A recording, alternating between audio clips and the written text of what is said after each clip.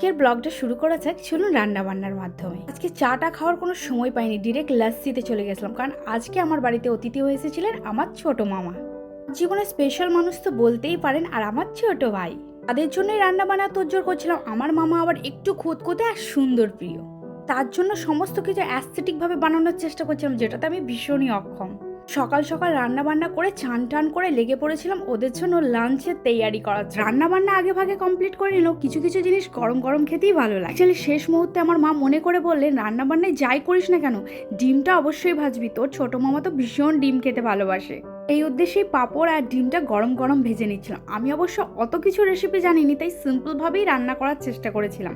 যেহেতু গরমে কেউ হাবজি গুবজি খেতেও চায় না, আলু সিদ্ধ করে রেখেছিলাম সেটাও মেখে নিচ্ছিলাম। আর সঙ্গে ছিল আম, যেহেতু গ্রীষ্মকাল ফলের রাজা, সেটাকে তো আমি বাদ দিতেই পারবো না। আর এটা আমার তো ভীষণ ফেভারিট, আই লাভ ম্যাঙ্গো। অবশ্যই আপনারা আমার রান্না বান্নায় মন দিন, কারণ আমাকে দেখতে তো ভীষণই শাকচুন্নির মতো লাগছে রান টান করে। আমি খাবার একে একে বেড়ে দিচ্ছিলাম, আর আমার বরমশাই আমাকে হেল্প করার জন্য একে একে খাবার দাবারগুলো সার্ভ করে দিচ্ছিল। মেনু প্রচণ্ডই সিম্পল ছিল।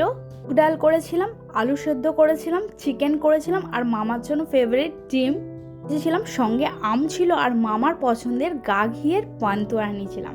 সেসব নিয়েই খেতে বসলাম। আর বরমশাই তো ছোট্ট মামা শ্বশুরকে খাবার বেড়ে দিতেই অস্থির। এদিকে বসেছিলাম আমি আর আমার ছোট ভাই।